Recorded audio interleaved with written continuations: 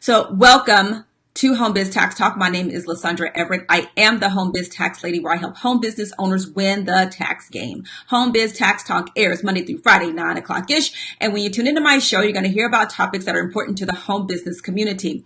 So just in case you've never seen my broadcast, and especially for the 2019 year, I set a huge goal to help 1,000 business owners become profitable in 2019. And there is a huge reason for that, and we're going to talk about that today.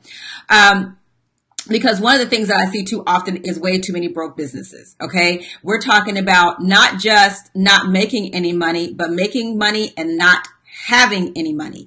And this is what we're going to talk about today. It's not how much money you make. It's how much money you can keep. Okay. So, like I said, I've really been trying to get my energy right for this broadcast, because you know what? I'm upset. Okay. I'm not going to say the word that I really am. I'm just going to go with upset. So here's the deal. Just because you make six figures, it doesn't mean that you have six figures, okay? And if you don't learn how to manage your money before you get to all these additional figures, you're still going to be broke no matter the level. Okay. So it's not about how much money that you are making. Yes, you need to make money, but the question is, how much are you keeping? So let me give you an example. You've got someone who makes $25,000 for the year, but at the end of the year, they profit $11,000. If you've got someone else who makes $250,000, a year, and at the end of the year, all they have is $5,000, who is winning? Who's winning? The person that kept the most money, right? So this is what I want to talk about, and really learning to manage your money. Because one of the things that I'm seeing still is people not separating their business money from their personal money. Not only is this called commingling is illegal, and commingling is when you are mixing your business and your personal money. You've got to separate this stuff, you guys. I don't care if you are a sole proprietorship. I don't care if you got your LLC. I don't care what kind of structure you have. If you are not separating this money, you are causing yourself more problems than you can actually imagine. So when you get to me at the end of the year and saying, I don't know where all of my money went. Well, where is your bookkeeping?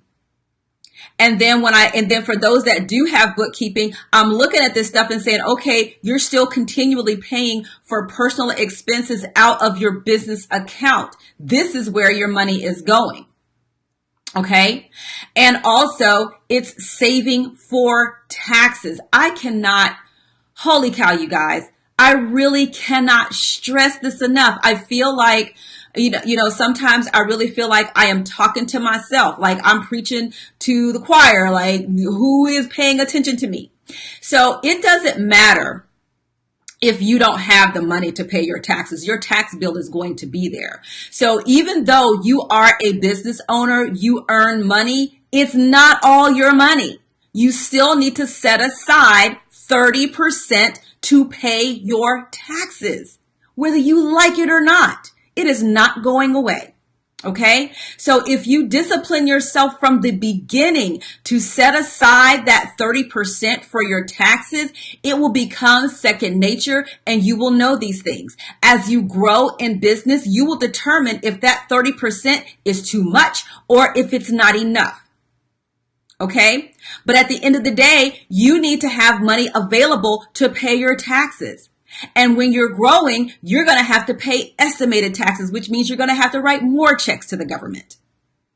During the first 6 months of the year, that's when a business owner can write the most checks to the government. You can write up to 8 checks. Okay. Because in January, you have your Q4 estimated tax payments that's due for the previous year.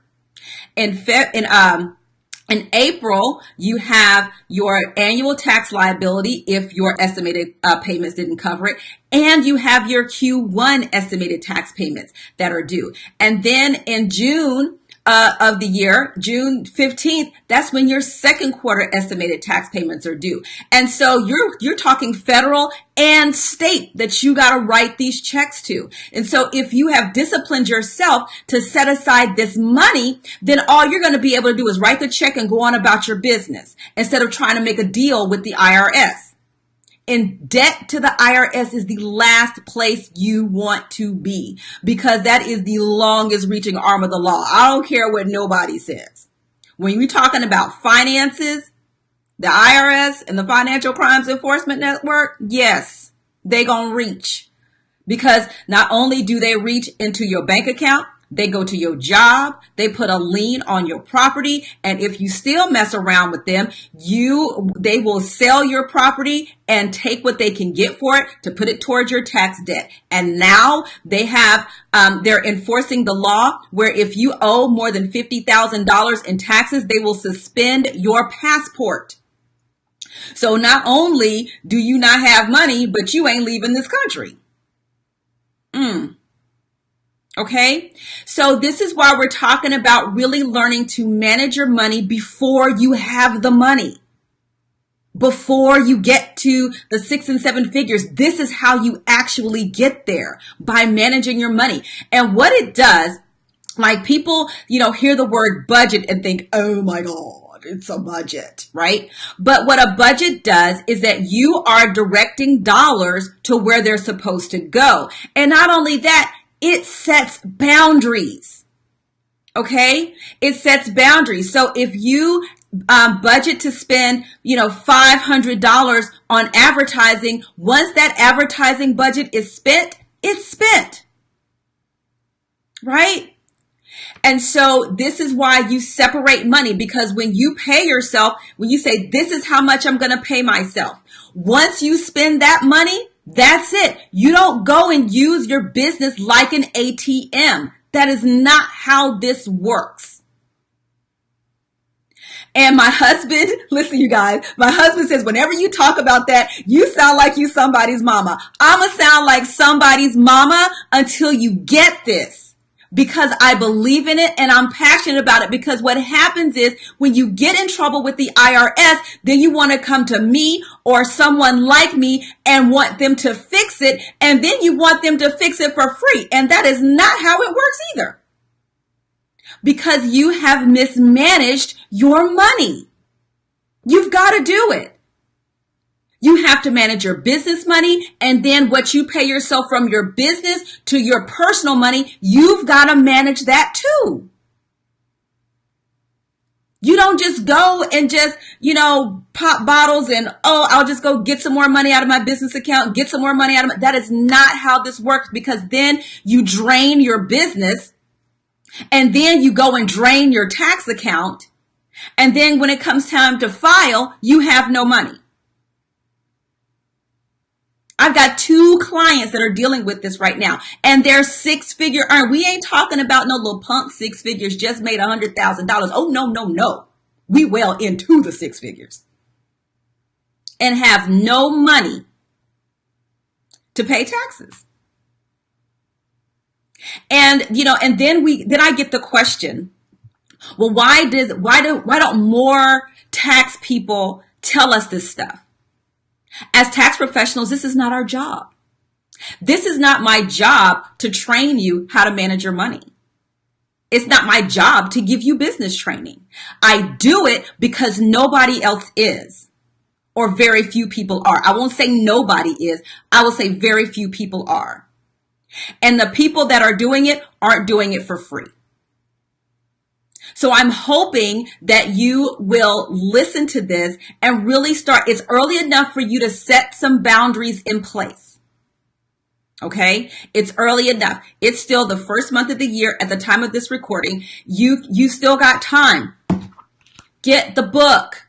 Okay? It's a short read, but it gives you the foundational stuff that you need. And if you can exercise these few disciplines in your business, you're going to wind up having a more profitable business, because you're going to be more aware of what you're spending and how you're spending it. You're also going to be aware of what money you're making and where it's coming from and where it's not. You are sitting here, my employees, my people who are working full time on their jobs and part times on their dreams. You are sucking money away from your household and pouring it into a business with zero plan on how you're going to recoup that money. It's just being washed away. We don't go into business to lose money. We don't go into business to get tax refunds. That's not what we do.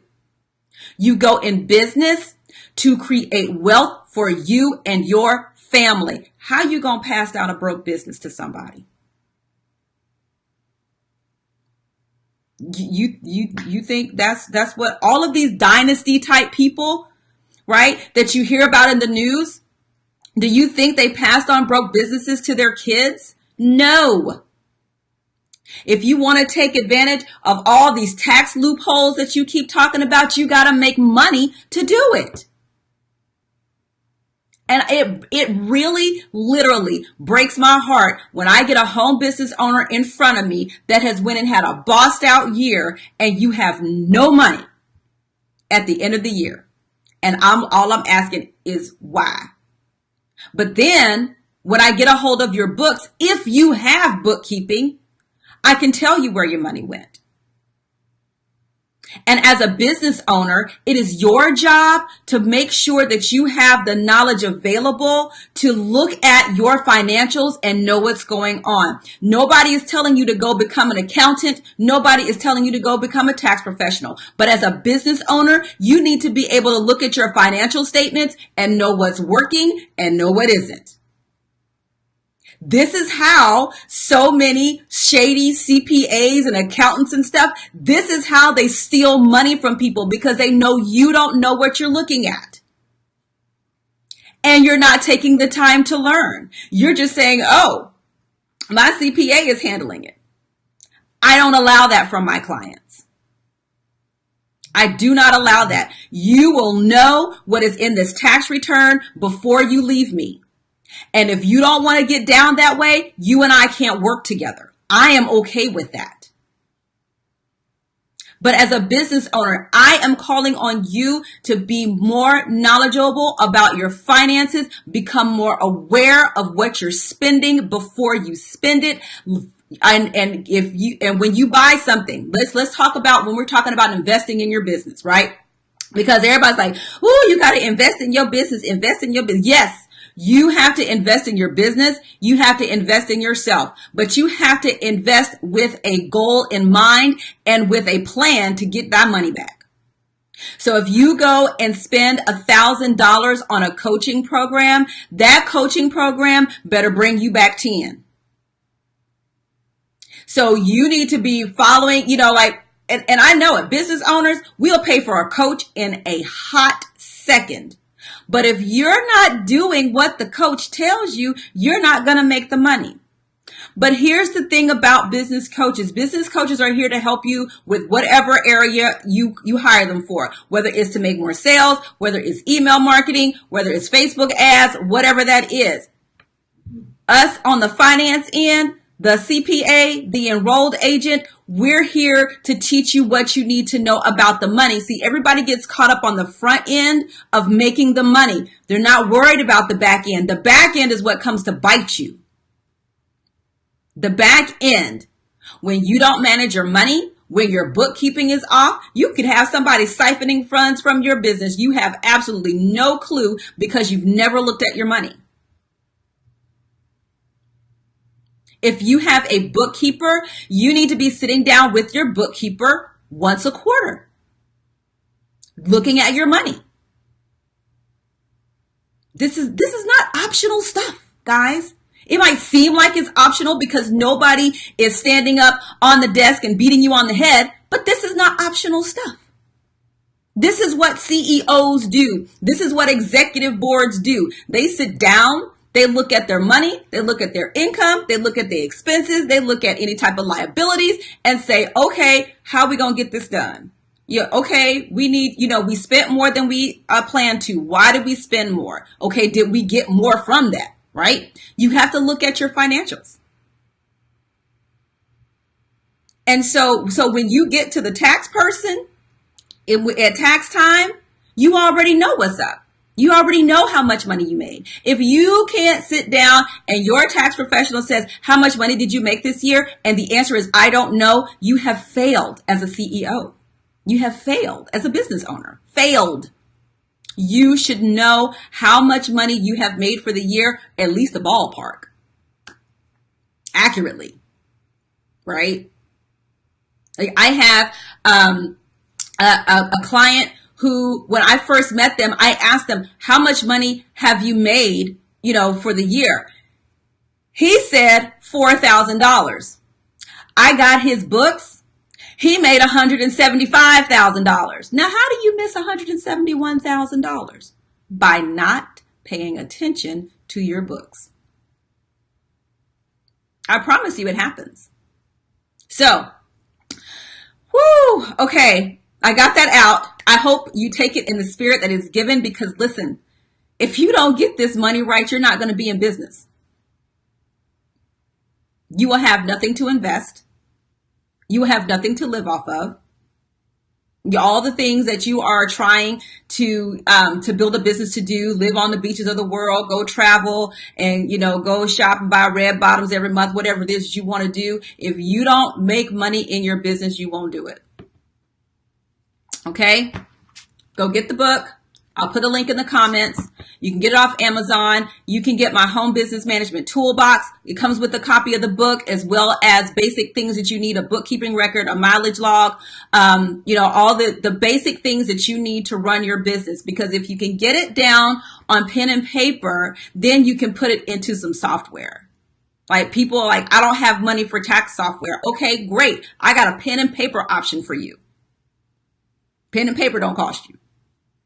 So this is what I'm saying, you guys. So, okay. Thank you guys so much for tuning in to Home Biz Tax Talk. Again, we air Monday through Friday, 9 o'clock-ish. And you can come here, book a 15-minute complimentary consult to get your home business tax questions answered. All right. Have a great day, you guys. And I will see y'all next time.